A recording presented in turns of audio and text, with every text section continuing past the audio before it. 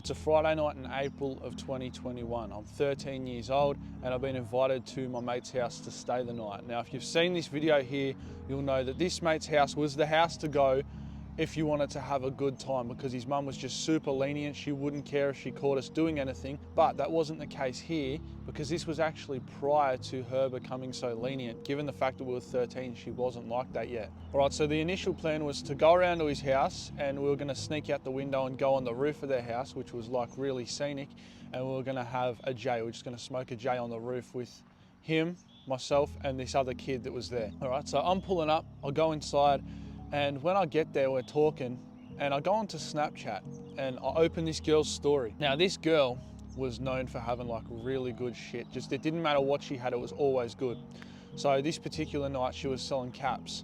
And I say to the boys, do you want to buy some? I say, you know, you boys can have one each and I'll have two and we'll have a good time. They agreed straight away. We had enough money to buy it also.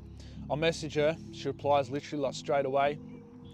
I think it was like 80 bucks or something, 70, 80 bucks for all four of them. Anyhow, she pulls up probably like half an hour, 40 minutes later. I go out the front. I've got to sneak out the front because his mum doesn't know that anyone's pulling up, and obviously she wouldn't want us doing that sort of thing. So I walk out the front, buy it off, I come back inside and I say to my mate, like, when do you want to take this? Should we take it now? Should we take it later? All right. And this mate was known to be pretty ballsy, so he was just like, let's do them now. He didn't care. You know, his mum was still awake. I think it was probably like 7:30, 8 o'clock at this point. So super early in the night. And we take them. We're just sitting around, about half an hour goes by. We're just sitting around talking shit. Got a bit of music playing. But half an hour in, we start feeling it. And, we're blasting the music a lot louder. Me and this other kid are starting to feel it, I should say. But I start talking to my mate and he's not feeling it yet. We get about an hour and a half in, he's not feeling anything. So I say to him, oh, are you on any medication? And he tells me, yep, I'm on an SSRI, which is a antidepressant, and that supposedly can counteract the effects of this substance. So he took a cap, didn't work for me and the other bloke. I took two, the other kid took one. All right, so he's feeling super down because it didn't work. He got like FOMO, the fear of missing out, he felt left out because his didn't work and ours did. But nothing we could do. So I say to him, we can go up on the roof and you can spark this J if you want. I'll give you like half of it if you like. And he agrees to it straight away. He's like, oh yeah, fuck yeah, let's do it. So we go up onto the roof, he has it, and this other kid and I, we don't have any because we want to keep feeling how we are feeling. All right, we don't want it to mix uppers with downers. So we come back inside and we're talking for probably like an hour and a half. But this other kid that took a cap with me is just so fucking annoying. He just doesn't shut up. Like he's doing this and he's putting it on like he's really acting the part. Like just anything he had heard in the past about how you're supposed to act, he was acting like he was being loud, obnoxious, annoying as fuck, swinging his jaw, and he just wouldn't shut up. All right, so as I said, hour and a half goes by, and my mate has just had enough. He goes, fuck this, I'm going to bed. He just goes into his brother's room, who's not home, and he sleeps in the top bunk in there, right? So he ends up falling asleep probably like 11:30, 12 o'clock.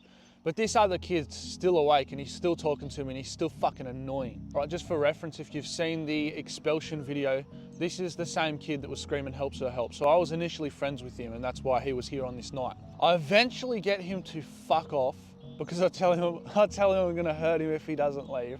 But it was sort of a friendship at the time. So I was like, bro, I'm gonna fucking hurt you if you don't stop being so annoying and leave.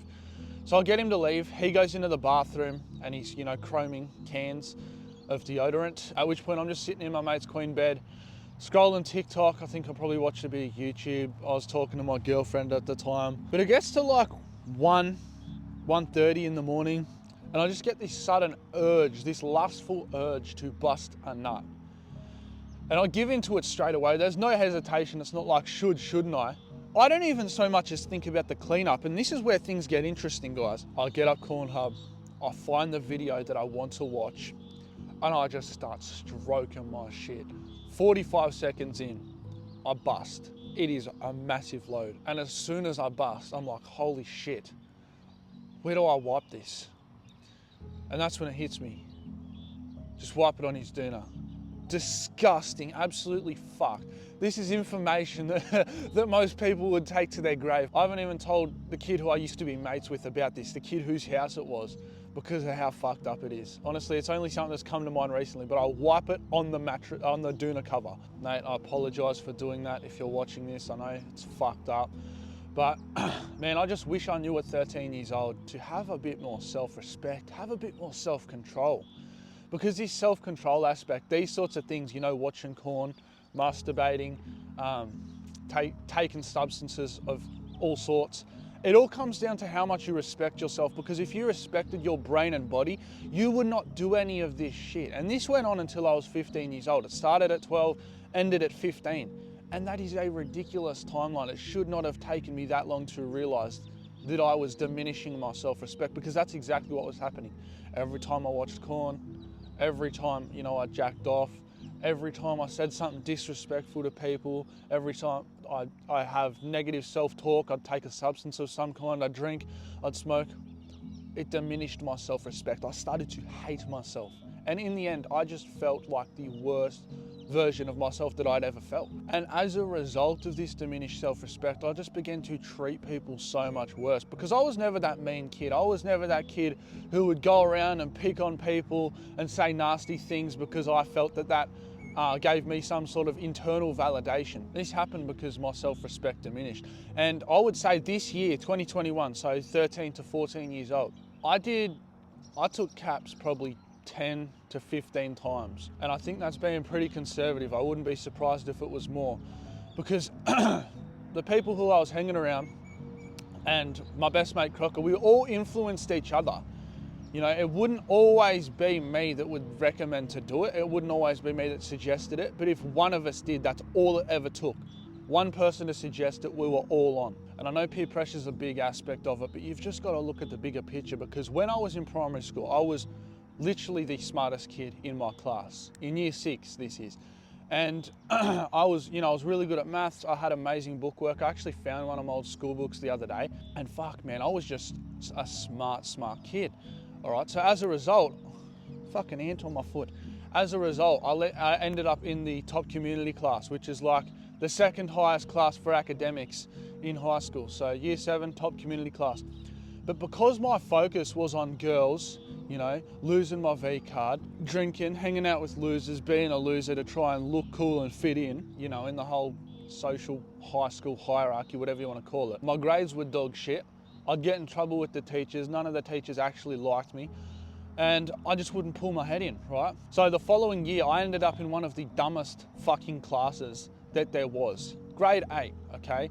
So 14 years old, which is the same year that this whole story unfolded. And sure, you know, you can make the argument, but oh, you met your girlfriend in that class and maybe it wouldn't have been, and that whole relationship taught you a bunch of valuable life lessons, like yada, yada, yada. But I could have chose to be such a good student in school. I could have excelled in my academics, but it's just where my focus goes. This is so important, guys. Where you dedicate your focus, that is where you are going to end up.